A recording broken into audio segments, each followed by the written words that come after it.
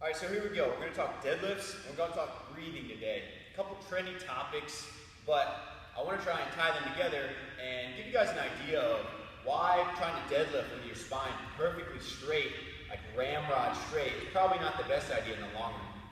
So, if we're going to discuss some simple anatomy of the spine, what we know is that your thoracic spine, kind of from your rib cage up, should have about 30 degrees of curvature, 35, somewhere around there.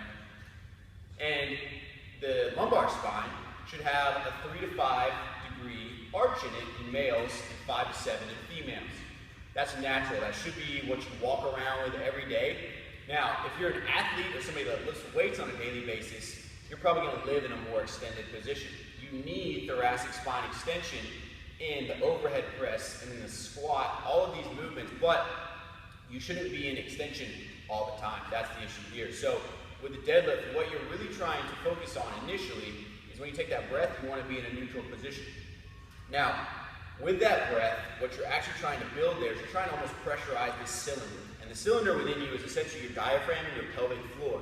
When the two of those are in congruent alignment, what can happen is then as you take the breath, they begin to expand and you get almost this Coke can phenomenon is the analogy that I use to describe it to people. So when you have good alignment between those two, you can fully expand and get good apical expansion, and then you'll be able to brace much more effectively.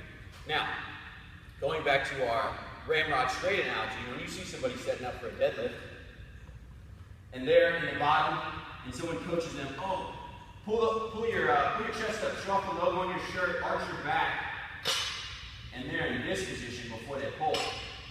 What's going to happen there is then if they're trying to take a breath in that position, it's never going to happen. They're either going to get a very small amount of air, or they're going to look like this, and they're going to be mainly a chest breather. So as soon as they go to pull that air in, it's going to come directly into their upper chest. They're going to use their scalenes, their pecs, their intercostals, all of these things to essentially pull the rib cage up into an even more extended position. So if you'll watch, this top hand is what's going to move first, and the bottom hand won't move at all. So they take the breath in the bottom when they're super straight, and now I'm even more extended. Now, the opposite can be true. You can have some folks that they only breathe into their stomach, so only this hand's going to move. And neither one is the best breathing strategy if you're looking to brace effectively. So, if we have both of those aligned, and we go to take a breath in, but we're only breathing into the stomach, and we're not fully filling out circumferentially, front and back, then that can be an issue. So, in the deadlift, one of the easiest ways to learn this is simply in our warm-up. Now, you can break it down and start in a quadruped position. This is the easiest way to learn or to teach someone. And what you're going to do, you're going to start hands and knees, toes are relaxed, just like that. Hands underneath shoulders, knees underneath hips. Spread the fingers, keep most of the weight to the index finger and the thumb. Now, your first move is to simply shift your weight over your hands a little bit more. So you should feel more of the weight being distributed through your fingers. Now, your next move is to take your sternum, your breastbone, and try and move it towards the ceiling while tucking your pelvis under. So you're trying to almost take your sternum to your belly button, take your zipper towards your forehead, whatever cue you want to use, your next move is to go here. Round out as much as you can. So, now what we've done is we've essentially tried to get more flexion in the thoracic spine, so in a more extended athlete, now we put them back into almost a position of neutral or a little bit of flexion, which is fine, given that they're already overextended, so now that flexion that's occurring is taking them back to a position of neutrality. So, shift forward, round out, then take a breath in through the nose, into the upper back. So specifically the logo that's on the back of most shirts, that's where you're trying to breathe. And then as you exhale, you want to try and actively push your hands into the floor and round out your back even more.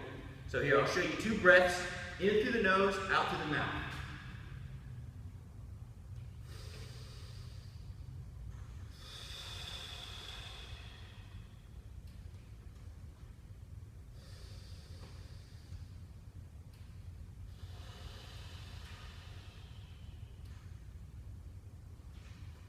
So, you're trying to push Exhale, feel the abs turn on, and you're gonna feel that area in between your shoulder blades hopefully fill up with air and get a little bit of a stretch there. Now, if you've never done this before, it's gonna feel almost like a stretch all the way through the muscles of the upper back. And I've had some athletes tell me, wow, I'm getting a stretch all the way through the palmar aponeurosis, or your palmar fascia, which is similar to the bottom of your foot plantar fascia. That might be an extreme case, but if you're feeling a little bit of stretch kind of up through the forearms and through the hand, that's probably a good thing. That means this is something that's definitely needed. Now, to tie it in with the deadlift, there's two ways to incorporate this into your setup. And essentially, you can do one standing, kind of from the top, and then once you grip the bar in the hole. So here, most people, when they start out, they might have their arms reaching forward, something like this. Some people go overhead. But if you're starting out and you just want to do it from standing, you can reach forward with your arms, but then add in that reach or that protraction here. And essentially what you're trying to do is you're trying to get some more flexion in the upper back. And then in this position, you want to get expansion from the stomach up through the rib cage. So big full breath.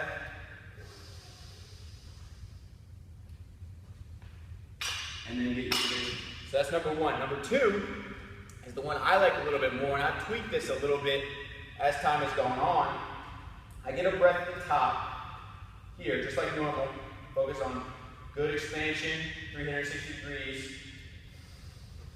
And then once I get to the bottom, once I'm here, I can feel a little bit of almost tactile awareness between the top of my thighs and my abdomen. And what that can do is now I can sense if I'm breathing into my stomach to start, or if I'm just breathing into my chest.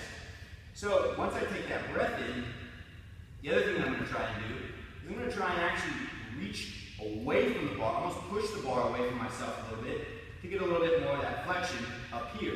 I'm going to push away, inhaling my stomach up into my rib cage.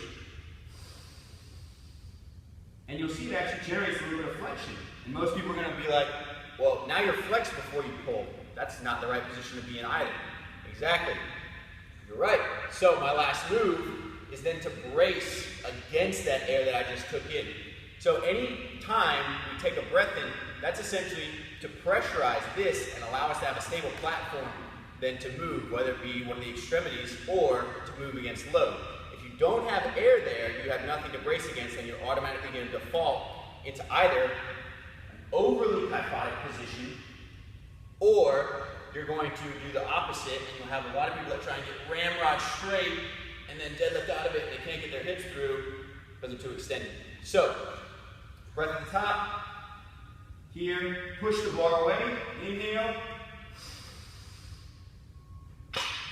And then my starting position is where I pull the slack out and get back into position so that I have something to brace against. So, try out the breathing drill. Throw it in your warm-up. Go through probably about 2 sets of 6 to 8 breaths, something like that. Then try out both the setups, standing and down at the bar. Give it a shot. Let me know what you think in the comments below. Hope that was helpful.